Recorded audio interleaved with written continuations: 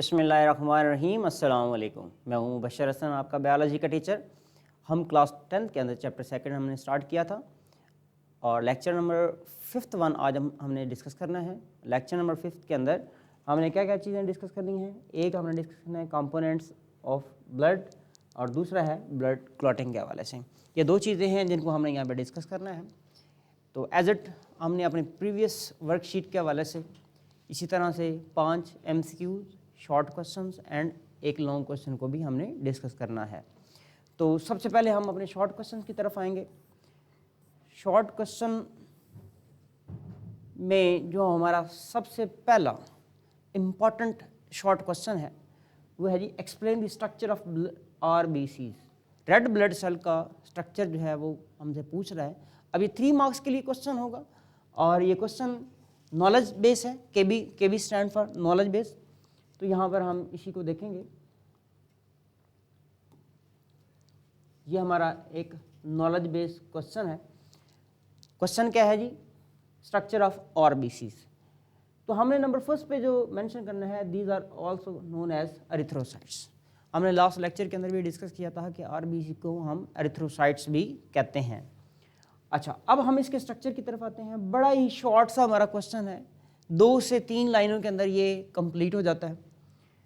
A single RBC is circular and flattened। तो पहला point इसमें आपने ये मेंशन करना है। दूसरा हम ये लिखेंगे बाइकनकेव डिस्क। दूसरी हमने बात लिखनी कि बाइकनकेव होते हैं। बाइकनकेव का मतलब है चूंकि एक सर्कुलर पार्ट है और दोनों साइडों पर इसकी जो शेप है वो बाइकनकेव आ रही है। अगर इसको मेंशन करें तो ये कुछ यूं आ जाएगा। ये एक साइड से बाइकनकेव और ये दूसरी साइड से बाइकनकेव। तो आप देख रहे हैं इस तरह से आपको इसका व्यू नजर आएगा। ये है biconcave. Next, and has no nucleus. सबसे इंपॉर्टेंट बात, इसके अंदर न्यूक्लियस नहीं होते, लेकिन ये सेल लिविंग होता है। अच्छा, RBC have iron containing pigment that is haemoglobin. ये इसका चौथा पॉइंट आ गया। ये भी बड़ा इंपॉर्टेंट है। In its cytoplasm which give red colour to the blood. यहाँ पर इंपॉर्टेंट MCQ भी हमने डिस्कस कर लिया है कि हीमोग्लोबिन जो है ये रेड कलर प्रोवाइड कर रही होती है। तो इस शॉर्ट क्वेश्चन के अंदर हमने मल्टीपल MCQ भी देख लिए, जैसा कि हमने ये देखा है कि इसके अंदर न्यूक्लियस भी नहीं होता। फिर हमने यहाँ पर देख लिया है कि बाइकनकेव शेप का होता है। फिर हमने ये भी देख लिया है कि ये सर्कुलर फ्लैटेंड होता है। तो यानी कि सर्कुलर है, यानी कि इस तरह से हमें देख रहे हैं, ये इस तरह से सर्कुलर में नज़र आएगा और ये बाइकनकेव। अब सर्कुलर इस तरह से नज़र आ रहा है, एक साइड से देखें तो जब इस तरह से हम इसको देख रहे हैं तो अब हमें बाइकनकेव भी नज़र आ रहा है। तो इसके अंदर इस तरह से हम 2 से 3 लाइनों के अंदर इसके जितने भी स्ट्रक्चर के हवाले से बातें हैं वो हम डिस्कस करेंगे। हमें 3/3 मार्क्स हमारे मिल जाएंगे। क्वेश्चन नंबर 2 है हमारा, that is also very important।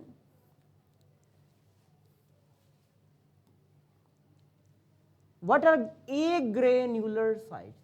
Agranular leukocytes you can say, or agranular sites भी कह सकते हैं। Explain its types। अब इसमें 2 पार्ट्स आ गए हैं, यानी कि 1 मार्क हमें यहाँ से मिलेगा और 2 मार्क्स हमें यहाँ से मिलेंगे। तो ये क्वेश्चन भी नॉलेज बेस है। Knowledge base, KB stand for knowledge base. तो एग्रेन्युलर ल्यूकोसाइट्स की बात कर रहे हैं। ल्यूकोसाइट किसको कहते हैं हम जी? पहली बात है, हम WBCs को ल्यूकोसाइट्स कहा करते हैं। ल्यूकोसाइट्स ये कलरलेस होते हैं। अच्छा, आगे चलते हैं जी। These are the WBCs in which the cytoplasm is clear. Cytoplasm clear इसलिए होता है क्योंकि इसके पास पिगमेंट्स नहीं होते। RBC के पास पिगमेंट होता था हीमोग्लोबिन, जिसकी वजह से हम उसको क्या कहते हैं, वो कलर्ड होते हैं, वो उसको रेड कलर प्रोवाइड कर रहा होता है। अच्छा, अब हम देख रहे हैं दूसरा पॉइंट इसका, इसकी 2 टाइप्स है। 2 टाइप्स में से नंबर फर्स्ट पे जो है उसको हम कह रहे हैं मोनोसाइट्स। नंबर 2 जो है लिम्फोसाइट्स। आप इसको पहले एनालिस्ट भी कर सकते हो या फिर 1 by 1 आप इसको डिस्कस भी कर सकते हैं। अच्छा, मोनोसाइट्स के हवाले से हमने लिखना है कि ये होता क्या है, these are phagocytic ingest bacteria. ये फैगोसाइटिक है, यानी कि कुछ खाते हैं। किसको? इंजेस्ट बैक्टीरिया, यानी कि बैक्टीरिया को खाते हैं, फैगोसाइटोसिस करवाते हैं। बैक्टीरिया क्या है, यानी कि जाहिर सी बात है ये पैथोजेंस होते हैं, पैथोजेंस हैं, यू कैन से ये एंटीजेंस हैं। एंटीजेंस क्या होते हैं, कोई फॉरेन पार्टिकल यहाँ पर अगर आ गया, कोई फॉरेन पार्टिकल आ गया है तो उसको इसने इंजेस्ट करवा देना है। तो यहाँ पे इंपॉर्टेंट एमसीक्यू भी आ गया और शॉर्ट क्वेश्चन भी आ गया। अच्छा, एंड डेड सेल्स, और हमारी बॉडी के अंदर कुछ जो डेड सेल्स होते हैं जिनका कोई फंक्शन नहीं होता, फंक्शन लेस होते हैं, उनको भी ये फैगोसाइटिक एक्टिविटी के जरिए से खा जाते हैं। अच्छा, एट दी डैमेज टिश्यू, यानी कि जहाँ पर हमारा कुछ सेल डैमेज हो गए हैं, सेल की डेथ हो गई है, उस सेल को ख़त्म करना भी हो तो वो ख़त्म करवाने में भी ये रोल प्ले करते हैं। यानी कि आपने एपोप्टोसिस पढ़ी है, प्रोग्राम सेल डेथ पढ़ी है, सेल की डेथ हुई है, डेथ होने के बाद अब वो किधर जाएगा, उसको ये फैगोसाइटिक सेल यानी कि मोनोसाइट जो हैं उनको डाइजेस्ट कर जाएंगे, इंजेस्ट करने के बाद डाइजेस्ट कर जाएंगे। आगे चलते हैं जी, दूसरा पार्ट है हमारा लिम्फोसाइट्स। अब लिम्फोसाइट्स भी किसकी टाइप है, ए ग्रेन्युलर साइट्स की। Agranular, A for not granular means जिनके पास ग्रेन्यूल लाइक स्ट्रक्चर्स होते हैं, तो यहाँ पे इनके पास ग्रेन्यूल लाइक स्ट्रक्चर नहीं होते। अच्छा, इनके आगे मजीद उसने 2 टाइप्स बताई हैं, ये भी इंपॉर्टेंट एमसीक्यू है आपके पास, ये अकेला भी शॉर्ट क्वेश्चन आ जाता है। अब इसकी एक टाइप है जिसको हम कहते हैं बी लिम्फोसाइट, एक को हम कहते हैं टी लिम्फोसाइट। बी लिम्फोसाइट्स ऐसे हैं जो क्या बनाते हैं, एंटीबॉडीज बनाते हैं, यानी कि क्या बनाएंगे, एंटीबॉडीज बनाएंगे। ये एंटीबॉडीज क्या करेंगी, फिर पैथोजेंस को मारेंगी या एंटीजेंस को मारेंगी। यानी कि एंटीबॉडीज वो मॉलिक्यूल्स होते हैं, यानी कि वो प्रोटीन्स होती हैं जो किसको मार रहे होते हैं, एंटीजेंस को मार रहे होते हैं। एंटीजन क्या होता है, बाहर से आने वाला कोई भी पैथोजन हो सकता है, कोई वायरस हो सकता है, कोई बैक्टीरिया हो सकता है। यानी कि बी लिम्फोसाइट बाहर से आने वाले बैक्टीरिया को या पैथोजन को कैसे मारता है, एंटीबॉडी से मारता है। दूसरा है G T lymphocytes. T lymphocytes क्या होते हैं, हमने देखना है कि ये भी लिम्फोसाइट की एक टाइप है। टी फॉर थाइमस, यानी कि थाइमस के अंदर मैच्योर होता है, थाइमस हमारा एक छोटा सा ऑर्गन होता है। ये भी फैगोसाइटिक एक्टिविटी करते हैं, लेकिन कैसे करते हैं, बेसिकली ये पहले उसको मारते हैं, ये खुद से मारते हैं। यहाँ पर बी लिम्फोसाइट क्या कर रहा था, एंटीबॉडीज बना के मार रहा था, लेकिन ये क्या कर रहा है कि ये खुद से मारता है हार्मफुल वायरसेस और बैक्टीरिया को। तो हमने यहाँ पर इस क्वेश्चन के अंदर क्या देखा है जी, हमने पहले एक ग्रेन्युलोसाइट्स बताए और फिर उसके टाइप्स बताए, और दूसरा पार्ट हमारा ये था। हमें एक नंबर यहाँ से मिल जाएगा, 2 यहाँ से मिल जाएगा, तो हमारा ये कंटेंट भी पूरा हो जाएगा। आगे चलते हैं जी नेक्स्ट क्वेश्चन की तरफ।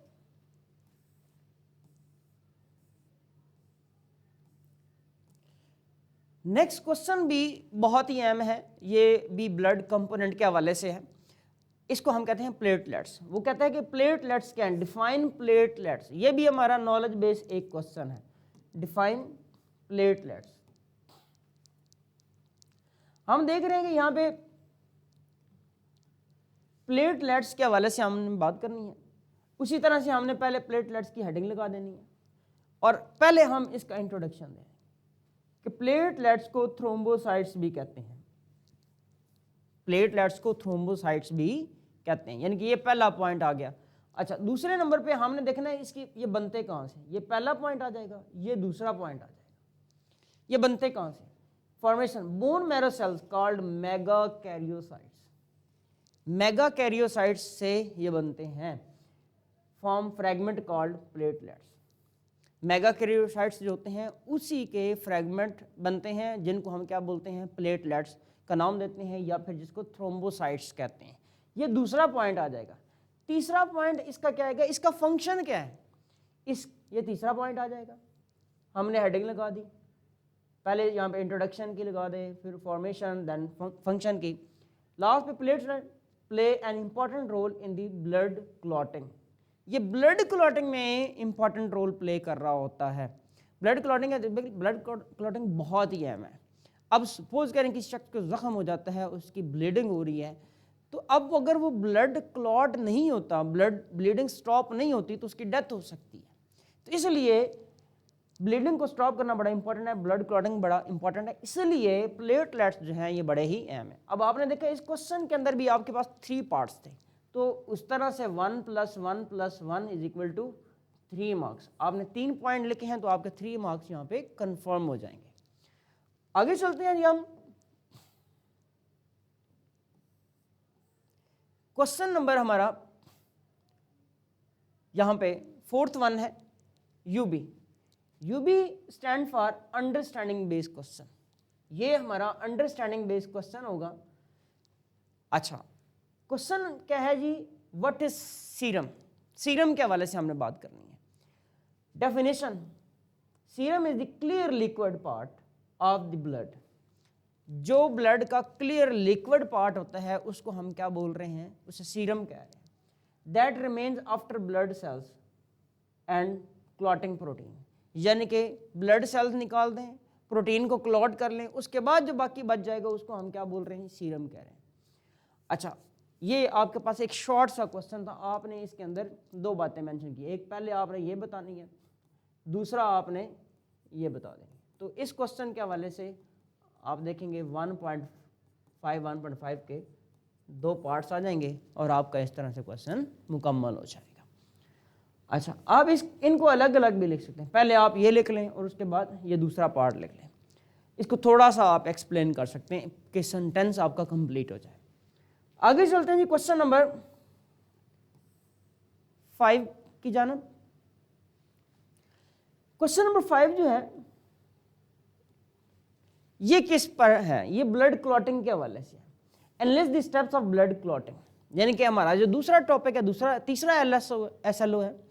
हमने सेकंड जो SLO की हमने बात की है वो कौन है, ब्लड कंपोनेंट का। जो थर्ड वन है हमारा वो ब्लड क्लॉटिंग पे है। तो अभी जो पहले हमने क्वेश्चन डिस्कस किए हैं वो तकरीबन जो है वो सेकंड SLO से थे और ये थर्ड से है। उसमें से एक हमने क्वेश्चन डिस्कस किया था थर्ड SLO से।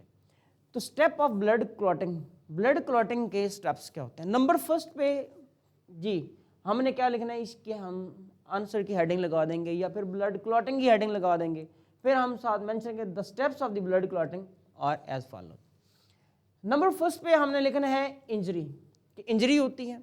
इंजरी होगी तो जाहिर सी बात है क्या होना है जी, ब्लीडिंग होना शुरू हो जाएगी। कंस्ट्रक्शन होती है, यानी कि ब्लड वेसल की कंस्ट्रक्शन होती है वहाँ पे, ताकि ब्लड का फ्लो वहाँ पे कम किया जाए।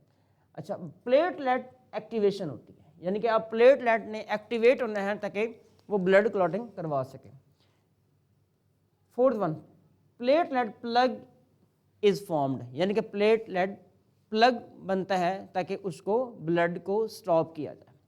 रिलीज ऑफ क्लॉटिंग फैक्टर, फिर क्या किया जाएंगे, क्लॉटिंग फैक्टर आएंगे। ये ब्लड क्लॉटिंग फैक्टर तकरीबन 13 होते हैं। इनमें से किसी की भी मिसिंग होगी तो ब्लड क्लॉटिंग नहीं हो सकती। ये 13 होते हैं, जिसकी वजह से कोई किसी की कमी होगी तो जिसमें हम पढ़ते थे हीमोफीलिया भी होती है। अच्छा, number next, fibrin clot formation. Fibrin एक जाहिर सी बात एक प्रोटीन होती है बेसिकली, फाइब्रिनोजेन, वो हमारे ब्लड में मौजूद होती है और उसने कन्वर्ट होना होता है फिब्रिन के अंदर, जिसकी वजह से जाके ब्लड क्लॉट होता है। तो ये 6 स्टेप्स हमने मेंशन करने हैं ब्लड क्लॉटिंग के वाले से, जो कि बड़े ही इंपॉर्टेंट थे। अब हम चलते हैं जी किसकी तरफ, हमारे इंपॉर्टेंट लॉन्ग की तरफ। ये लॉन्ग क्वेश्चन हाईली इंपॉर्टेंट है और कई दफ़ा बोर्ड के पेपर में आ चुका है, इसको हमने डिस्कस करना है यहाँ पर।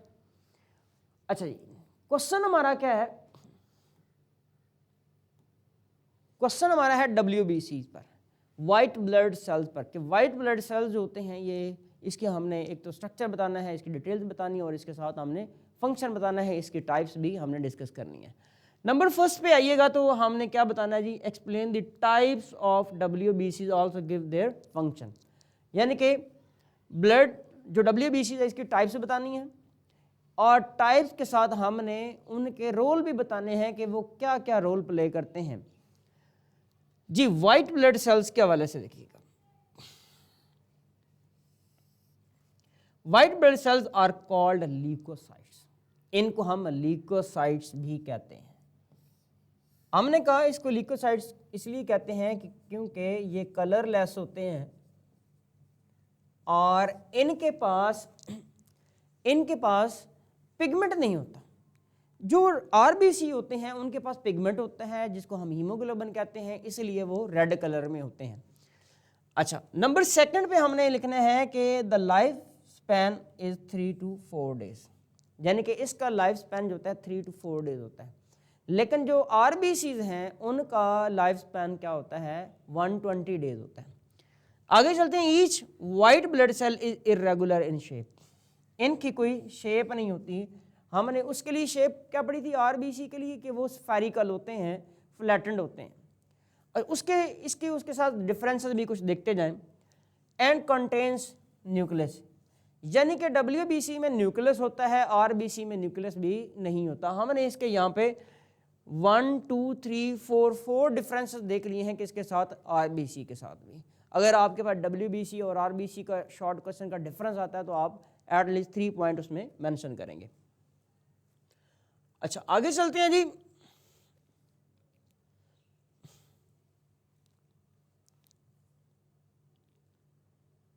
Types of WBC. अब हम डब्ल्यूबीसी की टाइप्स की तरफ आ रहे हैं। डब्ल्यूबीसी की बेसिकली 2 टाइप्स हैं। बेसिकली हमने देखना है 2 टाइप्स हैं, फिर उनकी आगे सब टाइप्स आती हैं। अच्छा, नंबर फर्स्ट पे देखिएगा ग्रेन्यूलर साइट्स हैं। ग्रेन्यूलर साइट्स ये पहली टाइप आ गई। हम थोड़ी देर पहले बात कर रहे थे कि ग्रेन्यूलर साइट्स क्या होते हैं, यानी कि जिनके पास खास किस्म के ग्रेन्यूल लाइक स्ट्रक्चर्स होते हैं। बेसिकली कुछ लाइजोसोम होते हैं, कुछ और स्ट्रक्चर होते हैं जिसकी वजह से हम क्या बोल रहे होते हैं, उनको ग्रेन्यूलर साइट्स कहते हैं। ग्रेन्यूल लाइक स्ट्रक्चर होते हैं। अच्छा, their nucleus is variable in shape, इनका न्यूक्लियस जो है उसकी शेप डिफरेंट होती है, वेरिएबल होती है, चेंज होती है, हर एक के अंदर एक जैसी नहीं होती। नंबर सेकंड पर साइटोप्लाज्म कंटेन फाइन ग्रेन्यूल्स। ये फाइन ग्रेन्यूल्स क्या होते हैं, मैंने ऑलरेडी बताया है कि ये कुछ लाइजोसोम हो सकते हैं या कुछ और बॉडीज भी हो सकती हैं। The cells originate in the bone marrow. हमने कहा कि ये सेल्स कहाँ बन रहे हैं, ये बोन मैरो के अंदर बनते हैं। जितने भी ब्लड सेल्स हैं ऑलमोस्ट सारे ही बोन मैरो के अंदर बनते होते हैं, तो ये भी हम कह रहे हैं कि बोन मैरो के अंदर बनते हैं। Granular leucocytes are of 3 types, इसकी 3 टाइप्स हैं। नंबर फर्स्ट पे हमने लिखना है neutrophils, eosinophils and basophils. Neutrophils, eosinophils and basophils. हमने नेब का एक यहाँ पे बना लेना है न्यूमोनिक्स, तो नेब के हवाले से हमने देखा कि जो नेब हैं वो किस में आते हैं, वो ग्रेन्यूलर साइट्स के अंदर आते हैं। एन ई किस में आ रहे हैं, जी के अंदर। निबजी आपने बना लेना है, तो ग्रेन्यूलर साइट्स हैं। Neutrophils, eosinophils and basophils. तो यहाँ पे अब हमारे पास 3 हैं, तो इनको हमने डिस्कस करना है number first, number second and number third पर। न्यूट्रोफिल्स क्या होते हैं ये हमने देखना है। Neutrophils engulf pathogen during phagocytosis. Neutrophil क्या करते हैं, ये पैथोजेंस को खा जाते हैं, इंगल्फ करते हैं।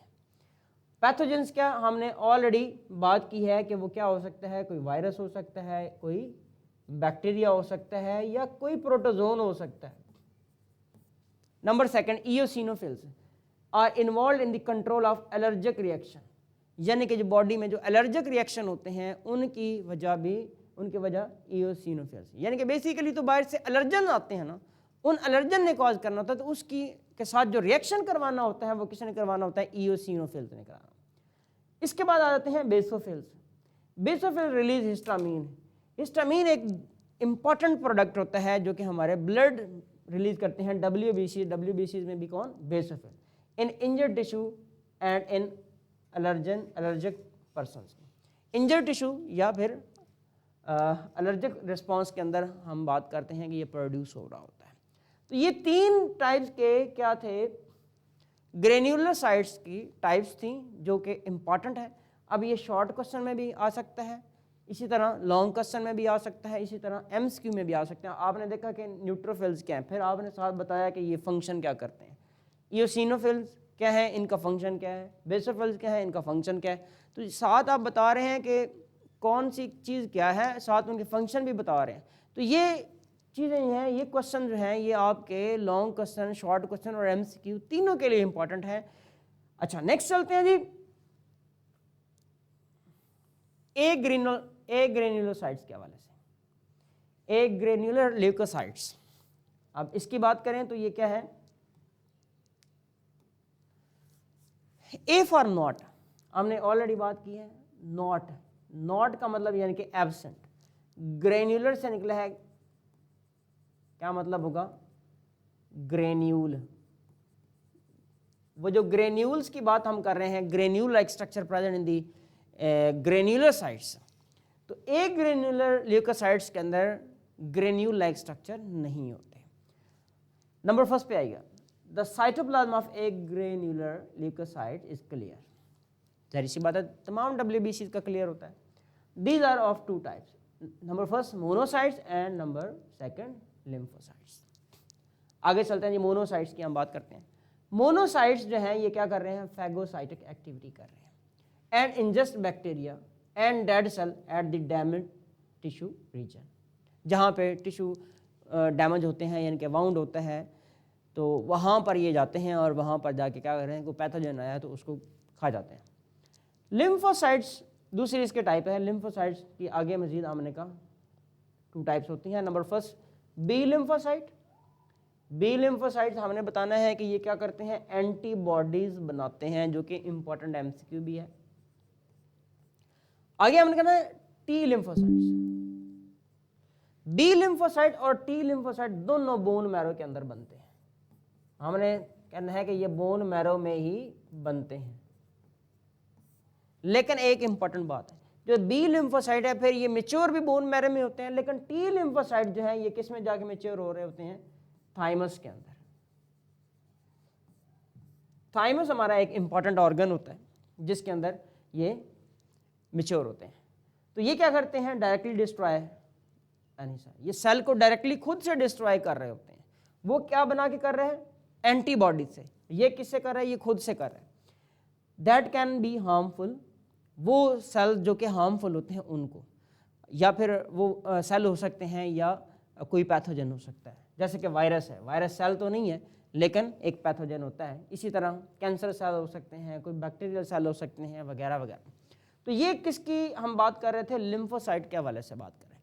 तो इसके साथ हमारा जो लॉन्ग क्वेश्चन है ये कंप्लीट होता है। हमने शॉर्ट क्वेश्चन भी देख लिया है, हमने लॉन्ग क्वेश्चन भी देख लिया है। अब हम चलते हैं अपने MCQ की तरफ।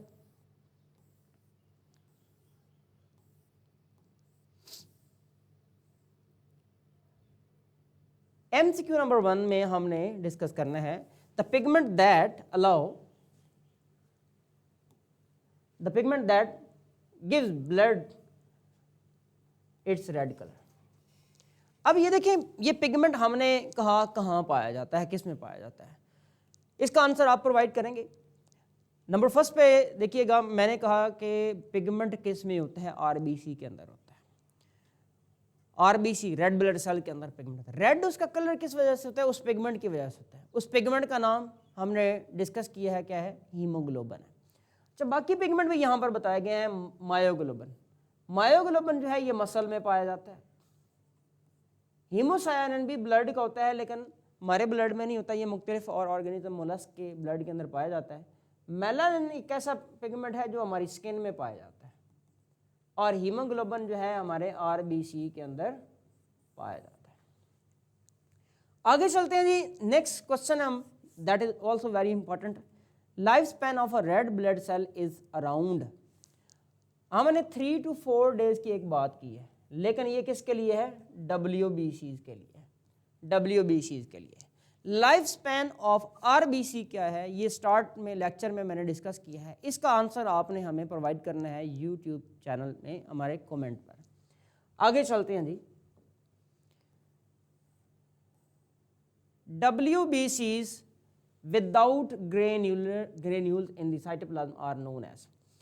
अभी हम बात कर रहे थे किस हवाले से, ग्रेन्युलोसाइट्स एंड ए ग्रेन्युलोसाइट के हवाले से। ग्रेन्युलर ल्यूकोसाइट भी कहते हैं या ग्रेन्युलोसाइट्स भी कहते हैं। ए ग्रेन्युलर ल्यूकोसाइट भी कहते हैं या फिर ए ग्रेन्युलोसाइट्स भी कहते हैं। तो यहाँ पर हमने कहा कि जिनके पास ग्रेन्यूल नहीं होते, तो हमने कहा था ग्रेन्यूलर के पास तो ग्रेन्यूल होते हैं, ए जो होते हैं ए ग्रेन्युलोसाइट। तो इसके लिए हमने कहा ए का मतलब होता है विदाउट या एब्सेंस के हवाले से ठीक है, और नॉट के हवाले से, ठीक है, वगैरह वगैरह, तो इनमें नहीं होता है। तो इसकी हमने दो टाइप्स पढ़ी थी, एक पढ़ी है मोनोसाइट्स और दूसरे हमने पढ़े हैं लिम्फोसाइट्स। ग्रेन्युलर साइट्स बेसोफिल की बात करें तो ये और ये हमने एक न्यूमेरिक बनाने की कोशिश की थी नैब के हवाले से, नैब जी। तो ये क्या होते हैं, ग्रेन्युलर साइट्स होते हैं, न्यूट्रोफिल्स, इओसिनोफिल्स एंड बेसोफिल्स। अच्छा आगे चलते हैं जी। What is the main purpose of blood clotting. अच्छा, ब्लड क्लॉटिंग का पर्पस क्या होता है।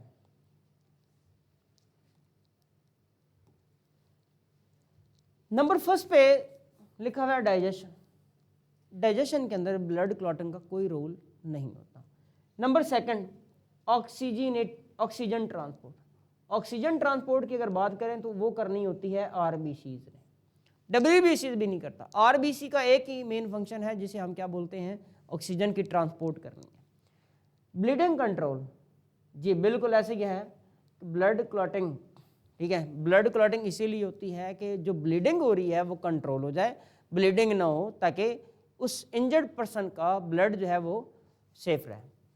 नेक्स्ट चलते हैं हार्मोन रिलीज। हार्मोन रिलीज इसका काम नहीं होता, हार्मोन रिलीज काम किसका होता है, ग्लैंड्स का होता है। और ग्लैंड्स में भी मैं मेंशन कर देता हूं एंडोक्राइन ग्लैंड, एंडोक्राइन ग्लैंड। हमारा लास्ट क्वेश्चन है, लास्ट एमसीक्यू है, फिब्रिन। क्वेश्चन है जी, fibrin clot acts as. Fibrin क्या है, हमने अभी बात की थी। फिब्रिन एक प्रोटीन है जो एक प्रोटीन से बनती है, इनएक्टिव प्रोटीन, जिसका नाम है फाइब्रिनोजेन। फाइब्रिनोजेन कन्वर्ट होती है फिब्रिन के अंदर और फिर उससे क्या होती है, ब्लड क्लॉटिंग होती है। एक्स एज की बात करना है। ट्रांसपोर्टर, ट्रांसपोर्टर नहीं, ट्रांसपोर्टर के हवाले से अगर हम बात करें तो वो हीमोग्लोबिन थी, हीमोग्लोबिन का हम एचबी भी लिखते हैं। हार्मोन्स के तौर पे काम नहीं करती, बिल्कुल हार्मोन के तौर पे काम नहीं करती। न्यूट्रिएंट सोर्स भी नहीं है, ये बिल्कुल ऐसा नहीं है। फिजिकल बैरियर, अब फिजिकल बैरियर ब्लड क्लॉटिंग इसलिए होती है कि एक तो ब्लड जो है वो ज़ाया ना हो, दूसरा ये है कि यहाँ से पैथोजेंस एंटर ना हो। तो दो इसके बेनिफिट होते हैं। तो ये हमारे 5 एमसीक्यू हमने देखे हैं और 5 शॉर्ट क्वेश्चन देखे हैं, और ये हमारा ग्रेड 10 का लेक्चर नंबर 5 था। बेसिकली इस चैप्टर का लेक्चर नंबर 2 था, और इसके अंदर हमने 2 टॉपिक्स को डिस्कस किया है। एक था कंपोनेंट ऑफ ब्लड और दूसरा है ब्लड क्लॉटिंग। हमने इससे नेक्स्ट जो है वो एसएलओ नंबर 4 और 5 को डिस्कस करना है हमारे नेक्स्ट लेक्चर में। नेक्स्ट लेक्चर तक के लिए मुझे दे इजाज़त। अल्लाह हाफ़िज़।